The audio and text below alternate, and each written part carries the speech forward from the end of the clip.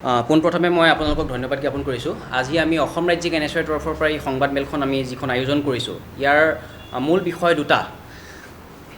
প্ৰথম কথাটো হ'ল গুৱাহাটী বিশ্ববিদ্যালয় চৌহদৰ কাষত অসম চৰকাৰৰ আবকাৰী বিভাগে যি মদৰ দোকান খোলাৰ লাইচেঞ্চখন প্ৰদান কৰিছে, আচলতে অত্যন্ত লজ্জাজনক কথা।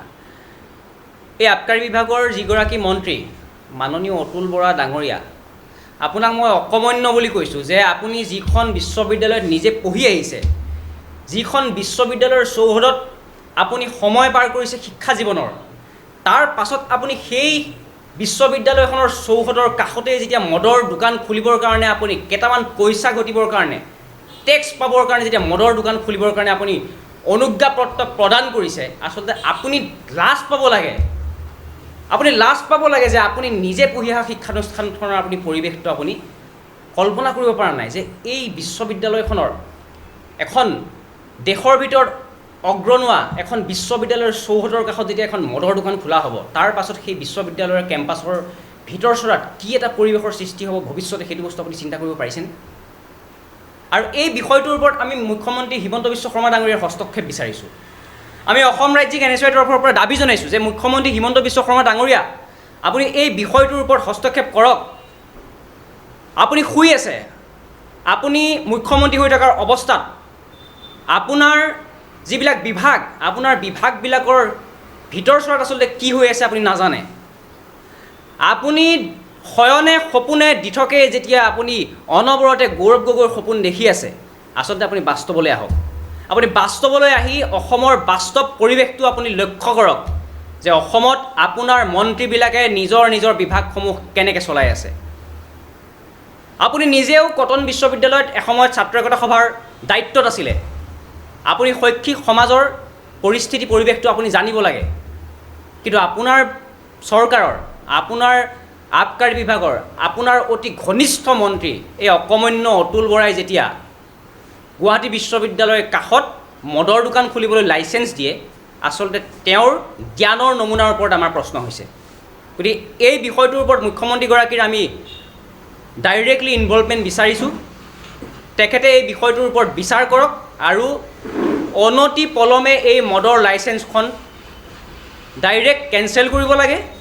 কাৰণ বিশ্ববিদ্যালয় শিক্ষা অনুষ্ঠানৰ আশে পাশে কোনো ধৰণৰ মাদক দ্ৰব্য সেৱনৰ ব্যৱস্থা যাতে নহয়, মদৰ দোকান যাতে নহয়, এই বিষয়টোৰ ওপৰত মুখ্যমন্ত্ৰীগৰাকীয়ে হস্তক্ষেপ কৰিবৰ কাৰণে আমি অসম ৰাজ্যিক NSYৰ তৰফৰ পৰা দাবী জনাইছোঁ।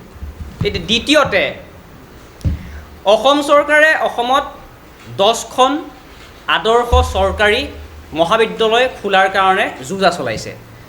ভাল পাইছোঁ, অসমত আদৰ্শ মহাবিদ্যালয় খুলিব চৰকাৰে, সেইটো ভাল পাইছোঁ আমি।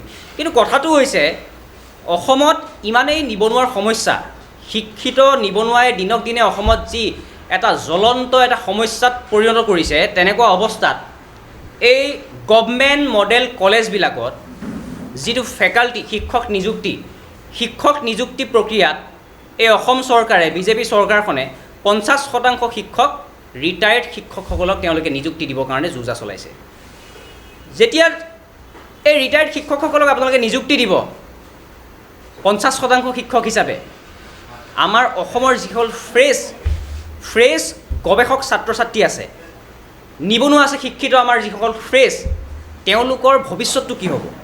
গতিকে অসম চৰকাৰে আমাৰ শিক্ষিত নিবনুৱাসকলৰ, বিশ্ববিদ্যালয়ত পঢ়ি থকা গৱেষক ছাত্ৰ ছাত্ৰীসকলৰ ভৱিষ্যতটোৰ দিশে চিন্তা কৰি যি 50% ৰিটায়াৰ্ড শিক্ষকক, অৱসৰপ্ৰাপ্ত শিক্ষকক নিযুক্তি দিয়াৰ যি এটা পৰিকল্পনা হাতত লৈছে, এই পৰিকল্পনাটো আপোনালোকে সলনি কৰি 100% ছাত্ৰ ছাত্ৰী, যিসকল আমাৰ শিক্ষিত নিবনুৱা, আমাৰ গৱেষক ছাত্ৰ ছাত্ৰী, তেওঁলোকক যাতে এই চৰকাৰী আদৰ্শ মহাবিদ্যালয়সমূহত নিযুক্তি প্ৰদান কৰিবৰ কাৰণে যোজা চলায়, সেইটো আমি অসম ৰাজ্যিক NSYৰ তৰফৰ পৰা আপোনালোকক দাবী জনাইছোঁ। আৰু মুখ্যমন্ত্ৰী মহোদয়, আপোনাক আমি অনুৰোধ জনাইছোঁ, আপুনি অসমৰ যি বাস্তৱ ছবি, অসমৰ যি বাস্তৱ সমস্যা, অসমৰ ৰাজহুৱা জীৱন, শিক্ষা জীৱন আৰু সমাজত যিবিলাক ঘটি আছে, আমাৰ অসমৰ জনসাধাৰণৰ যিবিলাক সমস্যা, এই সমস্যাসমূহত আপুনি মন দিয়ক।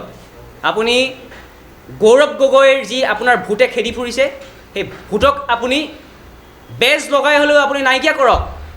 আপুনি বাস্তৱ অসমত ঘূৰি আহক। আপুনি গৌৰৱ গগৈ পিছত লাগি লাভ নাই। আপুনি বাস্তৱ অসমত আহি আপুনি অসমৰ সমস্যাসমূহ সমাধান কৰক। অসমৰ ৰাইজৰ সময়ত, অসমৰ ৰাইজৰ বিপদৰ লগত থাকি অসমৰ ৰাইজৰ সমস্যা সমাধান কৰক। আৰু শিক্ষা জগতত কি হৈ আছে, আপোনাৰ আবকাৰী বিভাগটোত কি হৈ আছে, অকণমান অতুল বৰাক আপুনি খবৰ লওক।